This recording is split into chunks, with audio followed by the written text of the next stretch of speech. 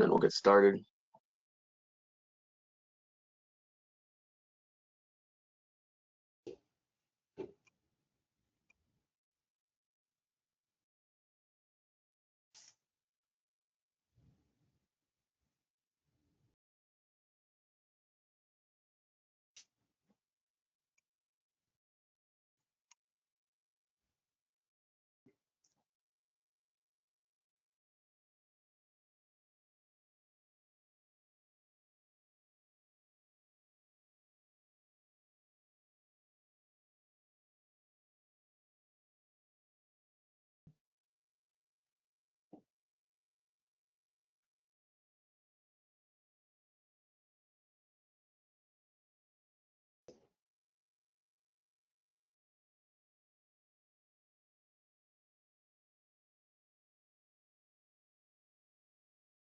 Hello, everyone. Thank you so much for being here.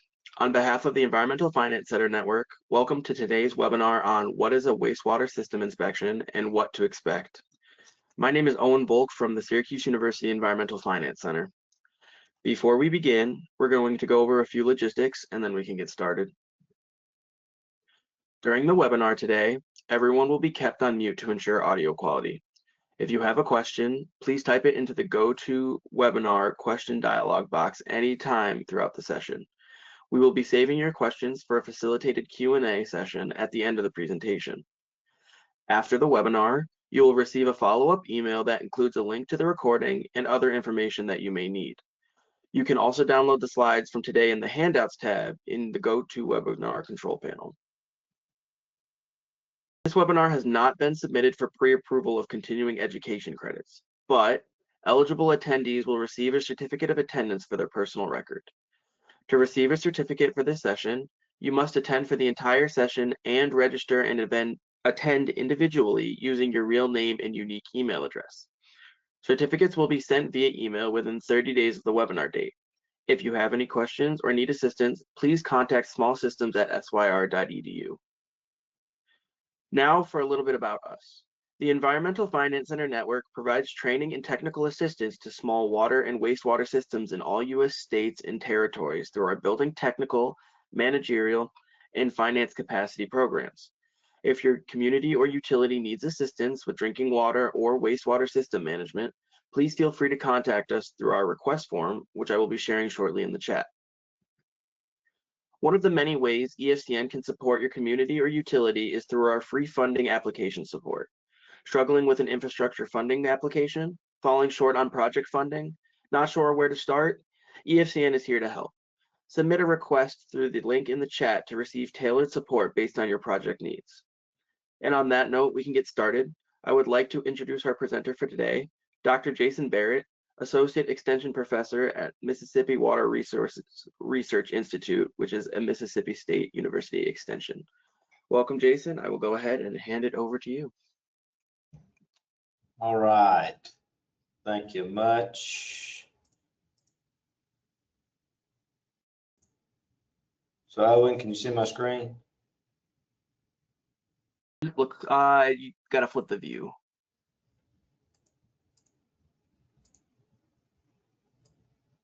Can you see me now? Yeah, looks good. All right. Let me close a few of these things. All right. So, Owen, we're good? Yeah, we're good to go. All right. So, hey, welcome everybody today. You know, from where we are in Mississippi, we have 12 o'clock. We're in the central time zone. I know I looked on the registration and there seemed to be people spread across the U.S., so that's fantastic. And I know we're going to be at different times. And if any of y'all have been on some of our previous webinars, I tend to run a little long, so I tried to shorten this presentation up so we can definitely try to stay within the 1 hour window. A little bit of background for folks that haven't heard any of the presentations that we've done or given through the EFCN. So as you heard Owen say, I'm Jason Barrett here, extension specialist with the Water Resources Institute, but with Mississippi State University Extension. Been here at MSU for 19 years and have been exclusively working on public utilities, water, wastewater systems, even down to private wells, on-site wastewater systems. I have a Class 2 wastewater license, Class B water license, and I know those vary a little bit from state to state, but I've been in that kind of operator field, have owned and managed utilities over the years, so it's just kind of got a spread of knowledge. And I do realize that, I was literally just telling one of our graduate students the other day, one of the things I have noticed over my almost 20 years now, I feel like the longer I'm in the business and the more I tend to see and read and learn, is that there's even more that I don't know. So understand where we're coming from with this presentation here is thinking about from a land grant extension outreach perspective, trying to help people understand what what a wastewater system may be, thinking about the inspection, the agency that actually may be doing the inspection, and what to expect. So, can I roll? All right, so thinking about the wastewater inspection, I don't want to get too far ahead of myself, but the types of inspections, I'm going to touch on a couple of those. And again, if you look back at your actual EPA manual on inspections, there's kind of a laundry list of them, but I'm not going to get into all of those. I'm going to get to more particularly what we seem to deal with, and then preparing for those. So one of the things that I would love to say, and I know I'll get into it here in a second, is thinking about inspections and giving. I'm gonna give you my kind of background so you know where my foundation comes from. I pretty much, people understand if you say, hey, I'm a Boy Scout, which means I'm a rule follower. I understand that we have structure, we have organization, and we have it there for a reason and a purpose. So in my mind, I hate to ever think about us trying to legislate morality, but in the vein of what we do with the NPDES permits and inspections, we're simply trying to help. In my mind, we're trying to make sure that permitted wastewater treatment systems are staying in compliance and we're not polluting any of our rivers, lakes, and streams. And one of the, I'm gonna say, kind of statements that tends to open eyes with people, especially when you're starting to deal with just community-based people, not folks like all of us on here who work in and around water and wastewater systems every day. When we think about the amount or the volume, whatever descriptor we want to use, of wastewater that is introduced, discharged, whatever we want to call it, into rivers, lakes, and streams every single day, and you can do rough math, whatever your community size is, if it's 100, 1,000, 10,000, 100,000, and you can use, and I've seen numbers from 65 to 100 gallons per day. And then when you think about how much is actually consumed by the human, potentially 20%. And then, so let's just say it's 65 gallons per day times the number of people in your community. That's how much wastewater is potentially being discharged into a river, lake, or stream in and around your community every single day. So to me, it is paramount that, for one, we have, the Clean Water Act of 72, along with its amendments over the years, and we try to implement those. I think it's vital to say, and I see this, and I haven't shied away from it because I think it's very important. From the state level, and y'all may realize, our EPA is our overarching regulatory agency in the country, and then they give or relinquish, whatever that legal term is, some control down to what we call the state primacy agency for compliance. And I just from what I've seen, again, after the almost 20 years in it, a lot of our state agencies are not necessarily getting the financial support they need at the state level. And as a result, they're not really able to hire what I would call the best and the brightest So you're typically understaffed and very youthful, and potentially not the best in what we see from our state primacy agencies. Now, don't get me wrong, there's a lot of really good people in our state primacy agencies across the country, but I think it's a very important agency, whatever our state regulatory is, whatever your state Department of Environmental Quality, whether it's ADM, MDM, whatever it may be. Those are just very critical organizations within the state that I would love to see a lot more interest as far as funding, so that when we're hiring these fresh new engineers that may be helping us, that we're getting very good, top-notch people, so that when we are out, issuing NPDES permits, inspecting these systems, making sure things are staying compliant, so that we're keeping the waters of the United States very safe. So again, I don't want to get too much on my soapbox. We'd like to kind of stay with this. I'm going to touch on the National Pollution Discharge Elimination. We'll talk about that for just a second. I'm going to touch on parameters. If any of y'all were on the previous session, I'd intended to get to this, but I ended up just talking about permit parameters. And then we'll hit on the wastewater inspections, and then just some the steps during it and reporting after. Okay, so I know I kind of teed this up, but when we think about the Clean Water Act, and it was I'm gonna say kind of a cleaning up, no pun intended there, of I think it was a 1957's act. But again, this created to address water pollution by regulating point sources that discharge pollutants to the waters of the United States. Again, we will get into this a little bit more into this presentation. And I'm not exactly sure, because again, even though I was born in the 70s, I wasn't born in 72. But thinking about what was going on in the country at that time, because you saw a lot of environmental acts getting kind of passed. EPA's formation in I think it was 1970 through an executive order.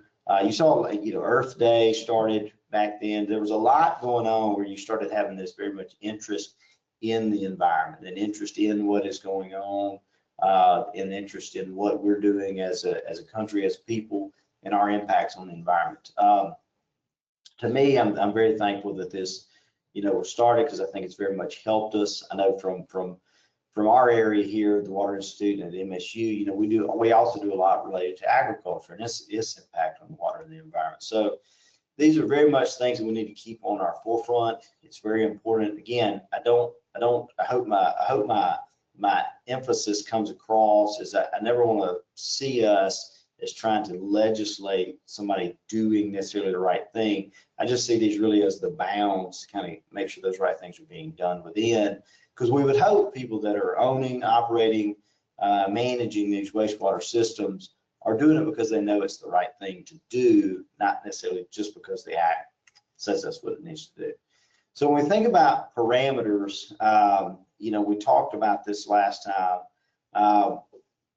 When we think about how our wastewater, once it's treated and once it's hitting a stream, what are the measures that are telling us that it's acceptable, so that we're going to have, I'm going to say, zero or very minimal impact downstream? So looking at flow, and again, that's going to help you very much knowing kind of the magnitude of what your parameters are affecting. So again, that volume is very much an impact. pH, as a lot of y'all may know, can very much impact the quality of your treatment, how well your treatment is actually taking place with that wastewater. DO is needed, as y'all know, especially when we think about any type of wastewater and I'm thinking about strictly from kind of a residential human waste. Oxygen is needed for that breakdown process. And as I try to explain with a lot of people, this relationship between septic systems, lagoon systems, mechanical treatment plants, we're simply taking the volume of people, and we're shrinking that treatment space down, and we're speeding the process up, because you all would conceptually think if you've got enough land and enough time, you can work towards wastewater treatment. You can build phenomenally large lagoon systems that allowed to go through this natural process could break down, and you could have some form of discharge. But when we create our mechanical treatment plants, what we're trying to do is basically speed that process up. We're shrinking the footprint of it, and methodically, again, getting the solids,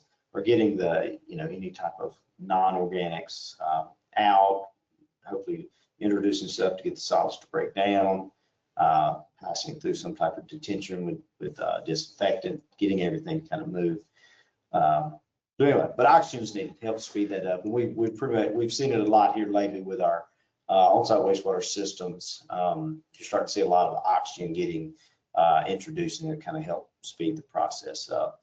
All right, the biochemical oxygen demand, usually that's BOD5. Start to talk about kind of the magnitude of demand on the system, or how your wastewater is doing. TSS, total suspended solids, I kind of think of that as like the turbidity that you may see within your wastewater. Nitrogen, phosphorus, these are components that will be or potentially be in your water based on what it's come in contact with prior to introduce to the system, prior to it coming in as influent. Fecal coliform, fecal coliform coming from the intestinal tracts of warm-blooded animals, humans, not good, not safe, for human consumption. You do see it naturally in the environment. We also run a private well program here, and it's slowed down a lot over the last couple of years, but for a while there, we got a lot of people that would come in with these natural spring samples. They're about to make it rich, bottling water, and bar none, they all had total coliform in them, and majority of them had E. coli bacteria in there. Just because it's completely open to the environment. There's no telling the distance that it runs. And when you have a heavily rural state with a lot of animals and creatures, everything's going in and around those springs. So anyway, fecal coliform is something we're looking into that we're hoping we're not introducing into a stream. So talking about the importance of these wastewater treatment systems, legal, as you see here, I'm just saying, water is the most life-sustaining substance. And I get on that completely in more depth when we think about our water systems in the state, and I may end up doing another webinar on it. But when we truly look at, to me, a utility that is highly undervalued, we're starting to see things get better and go a little bit better, but by no means do we ever want to get it out of the affordability measure of the American population. But when we compare it to all the other utilities that I would tell you are not essential, internet, television, these are utilities that have kind of come on, cell phones that we pay astronomical amounts of money for. We don't think anything about it, yet most utilities are struggling, pinching pennies to try to operate their water systems. Anyway, that's a topic for another day. Essential resources, streams integrated with the hydrologic cycle. As y'all heard me talk about before, thinking about the volume or the magnitude of water that's discharged from your area every single day. When you start truly putting that in the context with people of, you probably have not been in a river, lake, or stream that doesn't have some type of wastewater being discharged into it. And when you start connecting those dots with people, I think you start seeing some realizations that we do need to keep our wastewater systems safe as possible, or as clean as humanly possible. But as you saw me talk, the multiple uses, drinking, industrial, recreational. So where we are, a lot of our drinking water is groundwater. So we're not as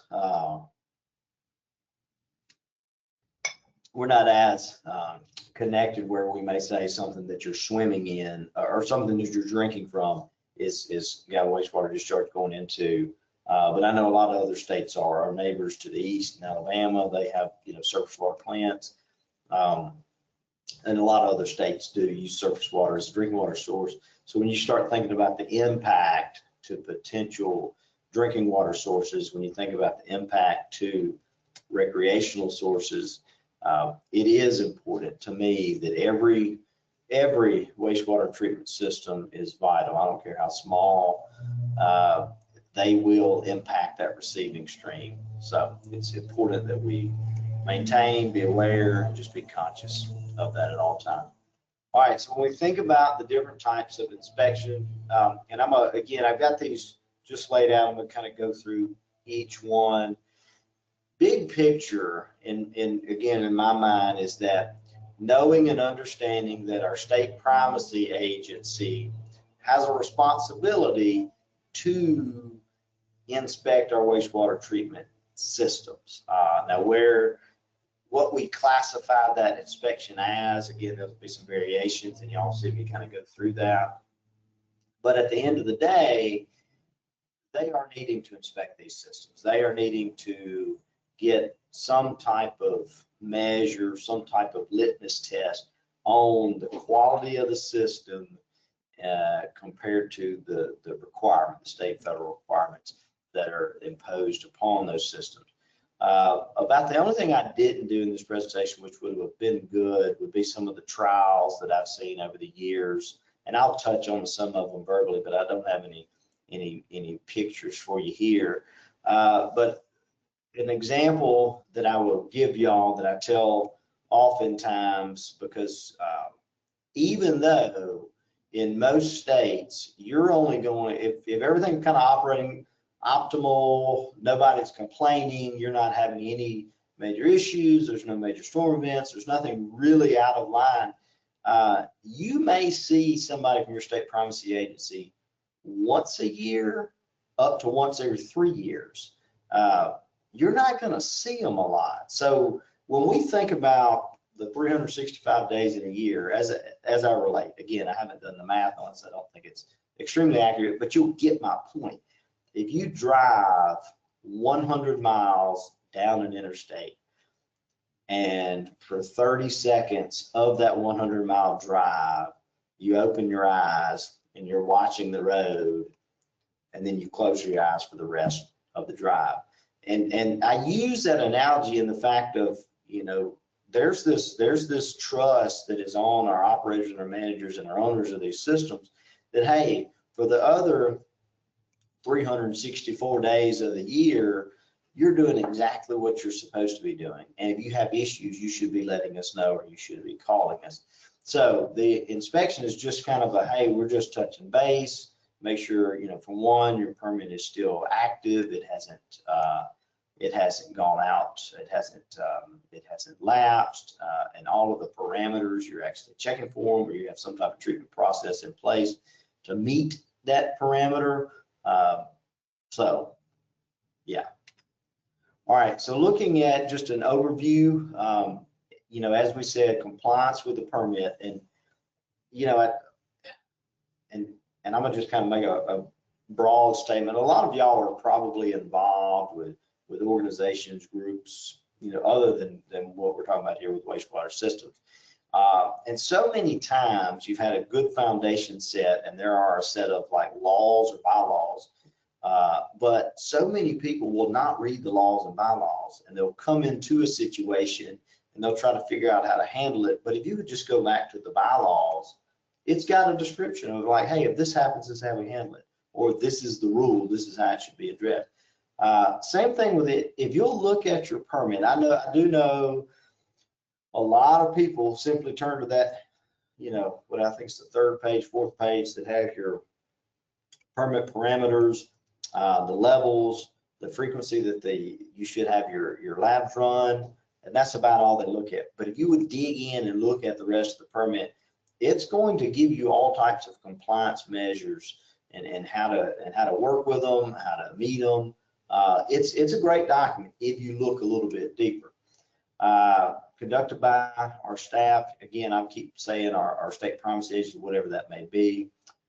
Scheduled in advance.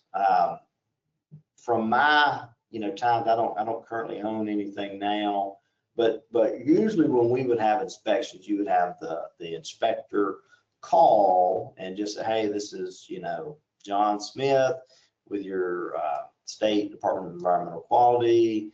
I'm needing to set up an inspection for your system. What is a good date that works for you?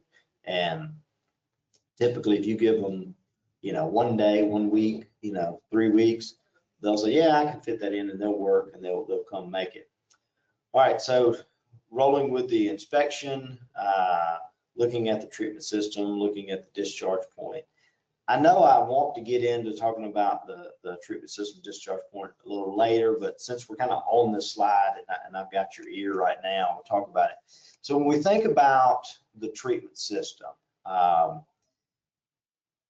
when we, and I know I'm gonna talk about this other slide, but I'm gonna just, when we look at the treatment system, again, the inspector is gonna come knowing if it's a single cell unaerated lagoon, if it's a activated sludge plant, if it's a 10 MGD mechanical treatment plant, they're going to know the points of treatment along the line from influent to effluent.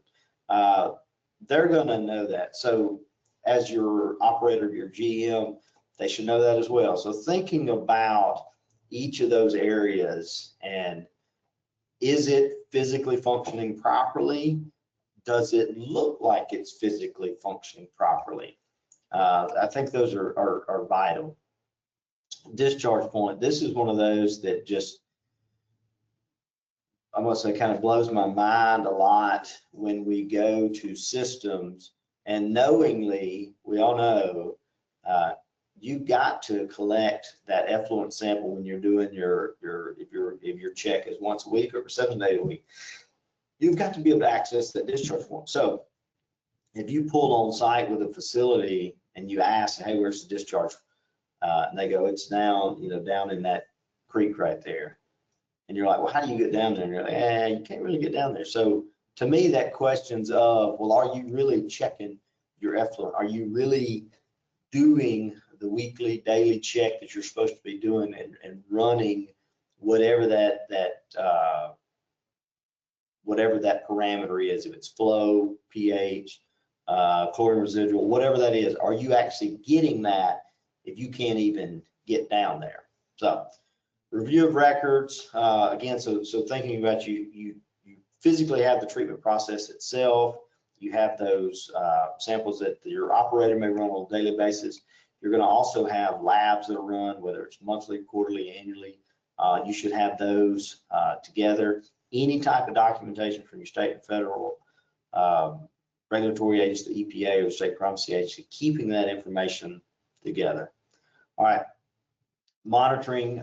So you go from a kind of an overview to a monitoring. This is where your inspector may actually pull some tests. A lot of times they'll have field meters where they can check. Definitely you can check flow fairly easy. Depending on your system, if you have Vieiwers or worst case scenario, you just do a bucket and a stopwatch. Sometimes they will actually check the effluent, check the chlorine residuals, if they are able to do any other types of tests, and then look at your discharge monitoring reports that you may have, depending on, again, how frequent are you recording those.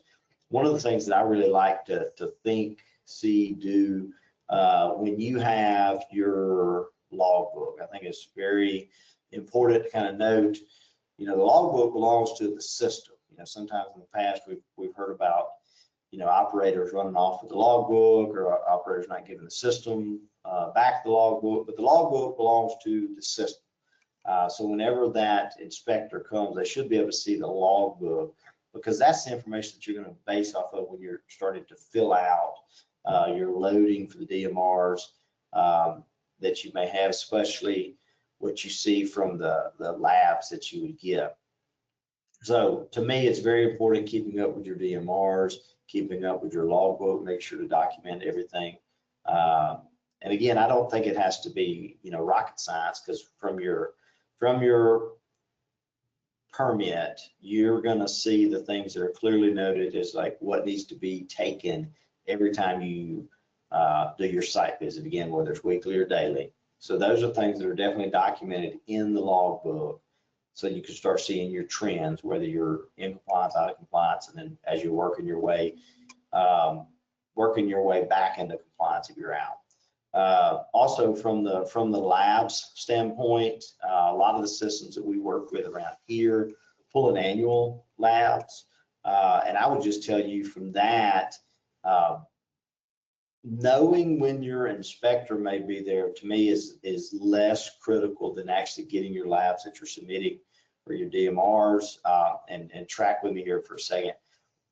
Most of us know there's some seasonal ranges in which your system is going to operate what I would call optimal. Thinking about just good temperatures when we're in the spring and we're starting to warm up a little bit, or in the fall, like right now, we're starting to cool off a little bit.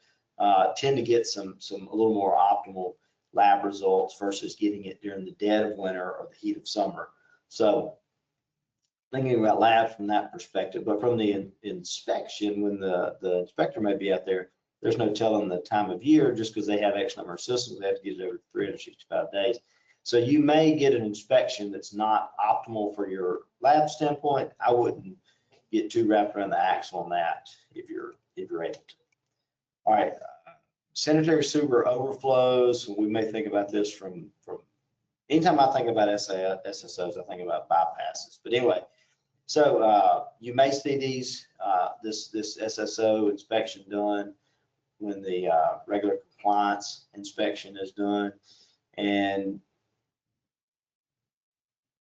when a wastewater system, I'm gonna say, is designed, built, and operated as it's anticipated, I just don't think you should see or have any SSOs. But we all realize, you think about your manholes where your pipes are having to turn a bend. And that, again, I think I get into this later. Yeah, next slide. You can have issues there. Lift stations, again, I'm gonna get into that in a second.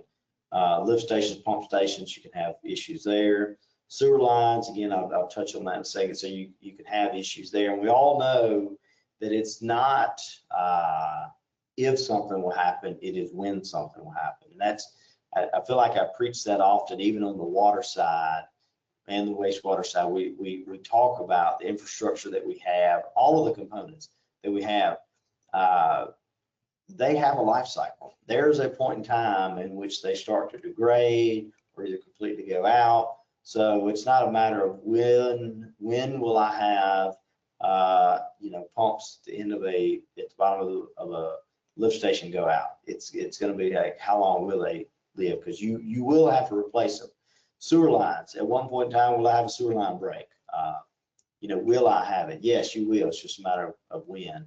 So just knowing those and somewhat resting and having peace, it's going to happen at some point in time. So within that inspection, they may look for bypass reports. And on that, for just a second, there's this, and I'm gonna say it the way I think about it, kind of an unanticipated bypass and an anticipated bypass. Unanticipated bypasses can happen, will happen. Very much so, and in most states, from everything I've seen and operated here, you're supposed to report that to your state primacy within 24 hours, complete the bypass report, how much you think was spilled, corrective action that you've taken, and then, sometimes there could be an anticipated, there's going to be an issue, there's a massive rain or something coming your way, you can have some anticipation. Maintenance logs, again, I feel like I could do an entire presentation when we talk about, routine maintenance that we may have on systems, but keeping up with that, hopefully you have a maintenance process, maintenance schedule. Response plan, you know, we just touched on that for just a second. Most systems have a pretty generic response plan that's I'm gonna say kind of universal. I feel like you're always trying to introduce something that's gonna I'm gonna say either kind of stabilize or kill any type of bacteria that may have been exposed. You know, a lot of our lift stations, manholes that may have overflows, you'll see a lot of people put it out potentially like some lime of some sort on the surface. All right, we'll be asked to fill out an SSO inspection evaluation. I think, sorry, I'm gonna go back. So, you know, the sanitary sewer overflows inspection, I think is just critical, especially if you can do it with around all. And again, it depends on the system and how frequent you may go to every site. I mean, I was just on the phone with the system earlier this week, and they have operators that literally go to every lift station every single day. Now, again, that's a town of about 20,000 that has about 40 lift stations, but they are making an inspection every single day, which is pretty phenomenal compared to some that may only get seen once a month. All right, so thinking about these possible causes, looking at blockages, again, we could dig into a lot of this. The items that get introduced into wastewater systems nowadays, or probably always have been, it's just astronomical to me, and a lot of that is I blame on just citizens not knowing truly what they have. Citizens not knowing truly the money, time, the effort that goes into having a wastewater collection as well as treatment system. Because you see everything. You see a lot of things that have no business going down the drain. And as I tell people often, there's a difference between it will go down the drain and it should go down the drain. I mean, you can wrap a diaper tight enough and flush it, but it doesn't belong in a wastewater system, collection system at all. So yeah, blockages will happen, can happen. A lot of times when we see manholes overflow, it's just because there's a blockage in one of those outflow pipes. Sewer system defects, if something's going on that's not operating properly, that can happen. Improper sewer design, yeah, sure, that does happen, but I'm gonna say typically that's mitigated within a short amount of time if you see a design flaw. Line breaks, yeah, you know, and I would encourage any of y'all, if you've got the time, effort, energy, you know, if you're seeing things in a certain area, doing kind of smoke test based on communities, I think is a great way. And we're about to get in the season, in my opinion, that works really good, where it starts getting cold, the ground is colder, the grass starts to get into its winter mode. Doing smoke test and then, you know, having someone with some flags, and man, you can just spot them coming out of the grass and ground. I know the last couple that I've seen, it's pretty wild. The actual clean out that comes from a house to the main line of the system, I must say 8 out of 10 areas found by the smoke system is the actual clean out that's closest to the house. They've either taken the cap off, or somebody ran over it and broke it, or it's just completely gone. And if you know, there's a massive amount of water that can go in that 3 or 4 inch pipe. And this may not affect some people, but you know, if you happen to be a collection system that's sending it to maybe a regional facility for treatment, you pay for every gallon that goes there. They don't care if it's rainwater or if it's truly residential, you know, wastewater coming to them. So, you know, to me, if dollars are important to you, that's one of those areas where you could potentially find dollars. Power failures, very important, because the wastewater needs to move. That's one thing a lot of people, I'm gonna say, don't think about. When power goes out, we tend to think about, are we gonna be able to get our drinking water? Well, also, you know, are we gonna be able to move anything within the system? So having generators, having backup generators, having portable generators to be able to move, you know, wastewater through a system if you need to.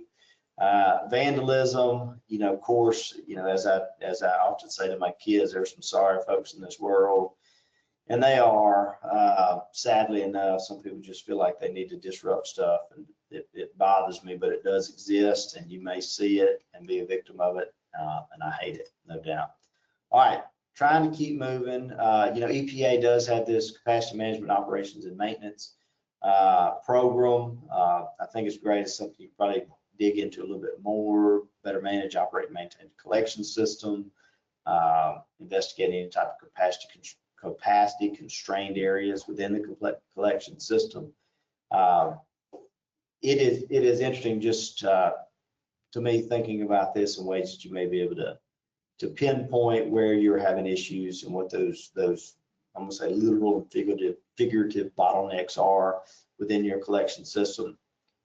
And I almost want to harp on it right here. Like, this is the point where we kind of dig into our responsible officials, which is the board, and say, you know, the wastewater system is vital. Like, this is just a critical piece of infrastructure to our town, to our community, and it's one of those, like, we need to dedicate the appropriate resources to it so that we make sure it lasts, it's operating, it's doing what it needs to be doing. I know that a lot of times it's harder than it needs to be, but it is real. All right, so inspection steps. Again, this is, you know, very kind of literal walking through, and then I've got some codes. Site entry, opening conference kind of meeting, actual tour of the facility, looking at the records, and then closing. So I'll just go to site entry. So again, this is the code if anybody wants to look at it, read it, but thinking about the entrance to the facility, you know, to me, appearance does so much. You know, if you ride by a wastewater treatment facility and they've got fences down, everything's rusted and broken, the grass has grown up, there's junk equipment sitting anywhere, a lot of people assume that that's the quality of the operations and the quality of the discharge based on appearance. So I'm a huge advocate of trying to make your systems look as much of the part as your treatment operations is.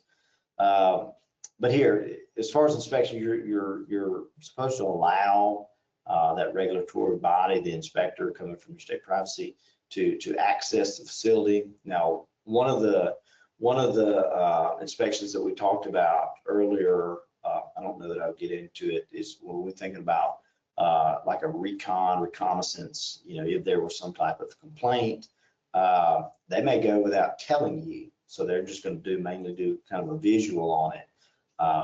But if it's a scheduled and they're going, you're supposed to, you know, required by law and code to allow them in entry. So the opening kind of conference meeting, and again, it's just to me a very clear. And so why are we here? You know, what are we planning on looking at? What type of samples are we going to pull? What kind of records do we want to see? The contact information that you have. But one of the things to note on here, and again, I'm not exactly sure if I've got practitioners, operators, board members, but from everywhere that I've been, seen, known, read, taught, if it's a private system, the owner is the #1 responsible official. If it's a public utility, it's either going to be the mayor of the board, the county board of supervisors, or an appointed board by them, or it's you know, if it's a rural utility, that elected board. Those are the responsible officials. Those are the individuals in charge of the system.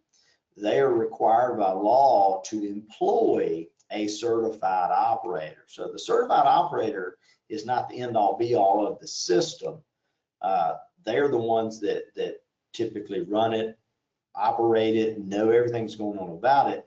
But do know from the board standpoint, they shouldn't just be amazingly complacent and let the operator do every single thing, because if something happens, you're the responsible officials. You're the one that the state privacy or the federal agency is going to come to, as far as like, you're the board president, you're the board, y'all are the responsible officials for this system. All right. So tour of the facility, and as I got listed here, we're thinking about influent in, effluent out. So looking at everything that you can. Now, depending on the system, again, from single cell lagoons with just a contact chamber that may have, a basin that's going to have some chlorine tablets introduced, up to, mechanical treatment plants that'll, start with some type of grinding, going into some type of settling, then going into your aeration chambers, and then some type of detention chambers for disinfection to discharge. Just following through that process, being able to kind of walk through it.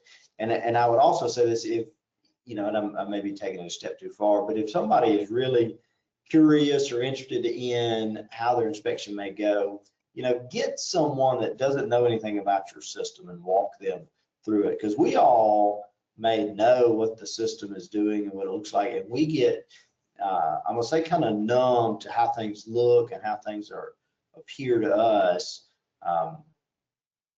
So when the inspector comes, they may point out things or ask about things that we go, well, that's just been sitting there a while, and it might not be a big deal. But so just, if you're curious, or if an inspector talks about it, make sure to get it corrected prior to. But kind of walking through any upsets, any changes, bypasses or overflows, everything, equipment operating properly. I'm gonna stop on this. Is all equipment operating properly or operational? Far too often you have systems that are designed to have a certain number. I'm gonna just use aerators for a second. If it's designed to have, 3 20 horsepower aerators running, let's just say 24/7. All right, well, if you get there and there's only one running, okay, we realize you're probably not achieving the treatment you need because your aerator's not running. So think about those components when it comes to inspections with your state primacy. Knowing what equipment's out there, knowing the frequency it needs to be running. If it's not working, get it out, try to get it corrected, try to get it fixed. Having backup power is important. We touched on that earlier. Thinking about previous inspections, if there were any notes on things you need to correct, change, fix, have we done that?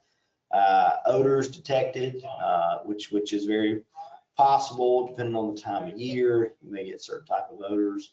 How knowledgeable is operated the treatment process, which you would hope would be good, depending on the treatment process itself. And this is, just a small sidebar. We see a lot of systems that I say are built or designed, built, that are, I'm gonna just call them Cadillac systems. They're the best, the newest, the greatest.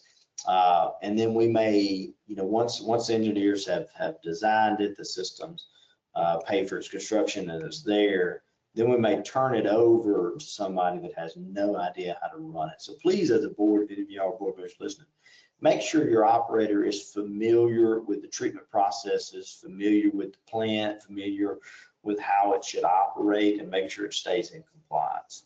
So, all right, I'm gonna look here.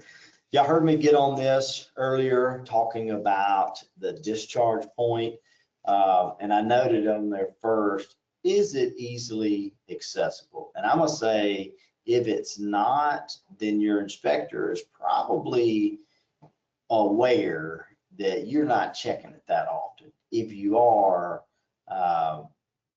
you're not making such a great effort to make it accessible. So think about that discharge point. Where is it? Is it accessible so that you can get those daily, weekly samples as you're required to? Again, you're definitely going to be getting flow and at least chlorine residual. You may also be getting pH. You may be having to run some other parameter from it, but you need to be able to access that discharge point. Where and how are samples collected, and this may vary depending on the system. If you have anything prior to reaching disinfectant, if there's like an aeration basin, if there's some type of serpentine contact chamber, so just knowing where your samples are collected, just knowing where that is, so that you can report back to that inspector. All right, how's flow measured? I know we touched on this earlier. There can be multiple ways. I mean, you've even got the old school method of just kind of a bucket and a stopwatch. You can do that, all the way up to some of these kind of mechanical flow monitors that we may have now. You can have a weir system introduced that's accurate. I think that works well. But being as accurate as possible, I mean, to me, electronic flow monitoring, I don't know that we can get any more accurate than that right now. To me, that's the best way if you can, mainly because as we start thinking about parameters being fine-tuned or parameters being reduced, which makes the treatment a little bit more stringent, we want to make sure we have those loading numbers right. So, if I can do electronic monitoring of my flow and I get a lot more of an accurate flow measure, I'm gonna be able to more accurately determine my my kind of effluent labs based on that, as I may be in compliance. Because if I'm underestimating flow, that's going to put my magnitude a lot higher than it needs to be, I may be out of compliance. So to me, especially if you're looking at compliance issues, try to be as accurate as possible with your flow, but do be accurate. Colors, discolorations, you probably noticed, or a lot of y'all noticed in your permits, there is some language about you shouldn't have solids floating or discolored, discoloring the stream where the outflow is coming. Effluent is going into, floating solids, foamy. So these are all characteristics of not truly achieving what we need to achieve as far as treatment goes. So these are some pretty clear descriptors. Are you noticing a change in color? Are you seeing any solids? Hopefully you're not. Are you seeing some type of, some foam into that receiving stream? You getting an odor? What is the condition of the receiving stream? So these are all just kind of the indicators that if you see any of these, you may have a little bit of a red flag. All right, hitting the lab real quick. I'm not going to stay too long on this, mainly because I just don't see as many systems with labs. A lot of people outsource it to private lab. Some of your larger treatment plants have their own lab on site, and they have their own lab technicians that can run everything, and they do it on a daily basis, and that's phenomenal. So if you do, just going through this, having your lab clean, organized, are you keeping your files, reports together for each test that you're running? Are those kind of clearly marked throughout the lab? When it comes to those technicians, is their type, are they following your quality management protocols, your quality assurance protocol? Are those records being organized? So just thinking about that cleanliness of it, as well as make sure your staff that run this just know what they're doing. All right, and one thing on labs real quick, make sure you trust your lab. I know we've seen some lab people get in trouble because of falsifying records. So just make sure you have a good lab, good trustworthy lab.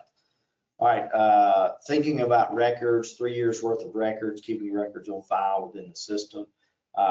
This is a good way, I think, not only because it's law, but as we're starting to see, as I'm hearing it called, the gray tsunami of a lot of people retiring. Again, even at my age, I feel like I'm really young. I feel like I'm young, and I am definitely according to the operators that we see in our state.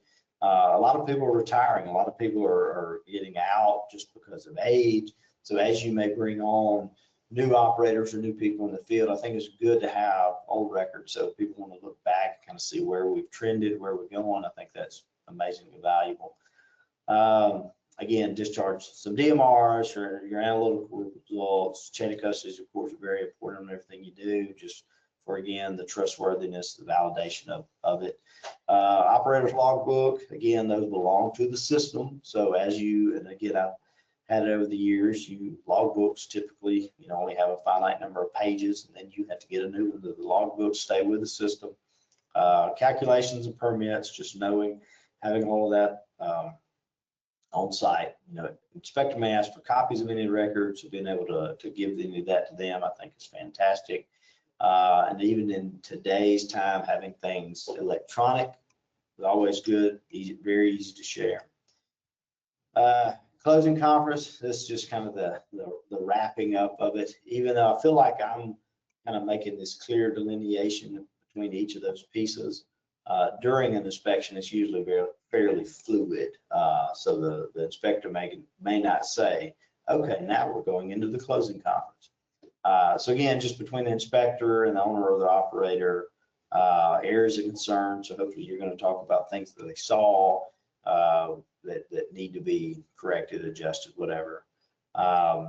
Additional documents, anything that the inspector may need to see, and these are things that you may need to send to them later, email to them later. But you just be prepared to do that.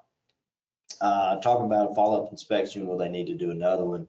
A lot of that would be if there's an issue they see that needs to be resolved within a specific amount of time, they may need to do a follow-up with that.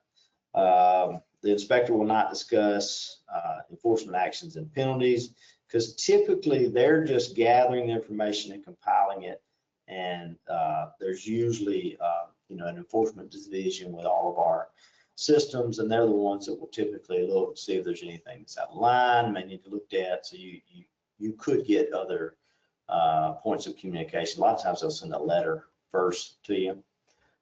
Inspection report, and you've all may have seen this, but clearly it's just a lot of pictures of the system, again, from kind of the influent to the effluent.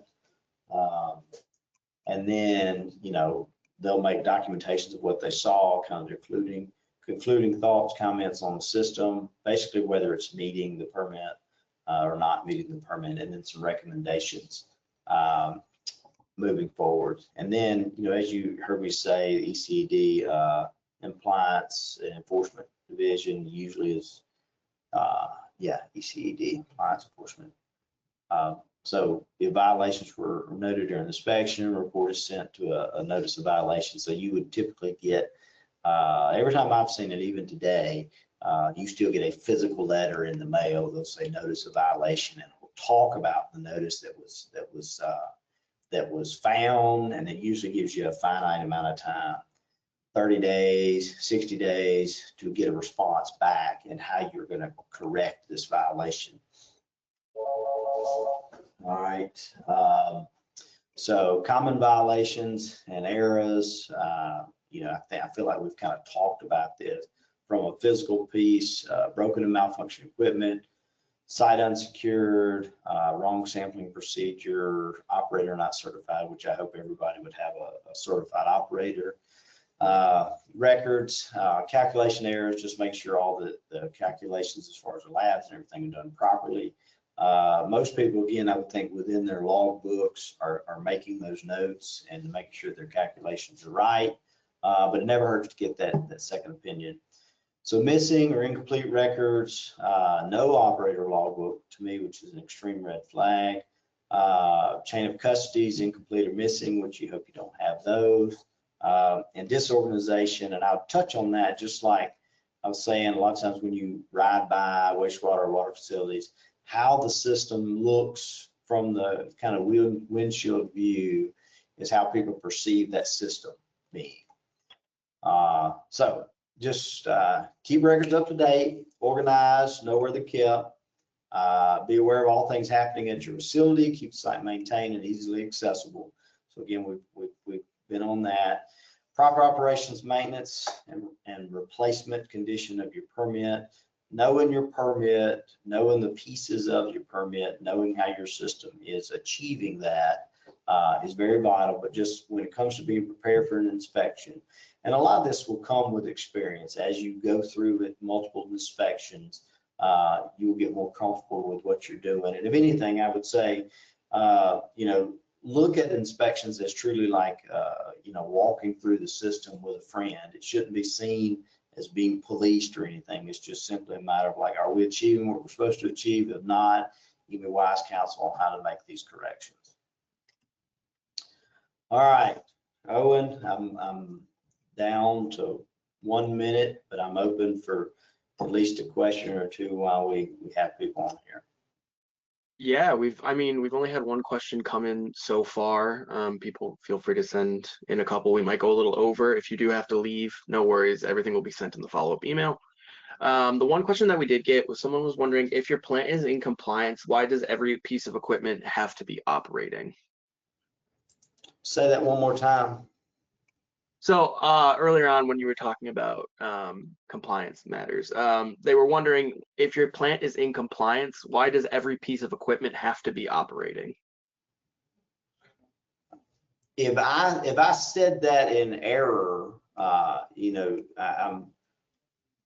if I said that in error, you know, I apologize, because I have been to many plants that they may have, you know, mechanical drying beds for the sludge, you know, and it's not working, but the system is still fully in compliance. So I don't think an inspector is going to see a piece of equipment or see something and dock you if it's out of compliance, if your system is meeting full operation. And you know, we see this sometimes with oxidation dishes when, you know, they're having to replace rotors, you know, in some fashion. You've got something down, but the system is still in compliance because they've just basically supplemented it with either a longer runtime on one set of aerators or another. So yeah, to me, you're more interested in making sure that your system is in compliance and not just letting equipment stay in place that's keeping you from being in compliance. Okay, fantastic. And looks like that was the only question that came in, so we can wrap up there. A huge thank you to Jason for sharing his expertise with us today. Following this webinar, you will receive a follow-up email with the slides from today and a link to the recording.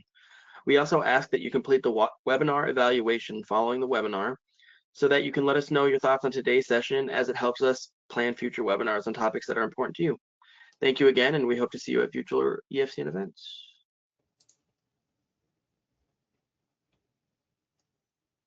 All right.